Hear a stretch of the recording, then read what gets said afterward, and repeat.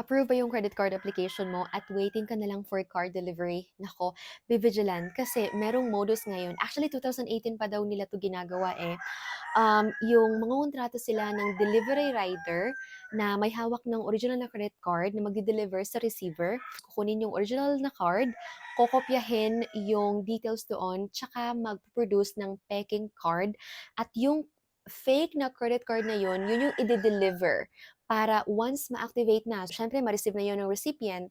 Tapos once ma-activate, yung original naman gagamitin yon na may hawak ng original na card to purchase goods or something. Nakakagigil, guys. So if you're planning to get a credit card, be vigilant enough. Um, kung matagal bago dumating, I mean kung lampas na sa time frame yung dapat ma-receive niyo yung card, you have to contact the bank right away. Got it? Tapos kung medyo tempered na siya or di kaya may torn na, we really have to be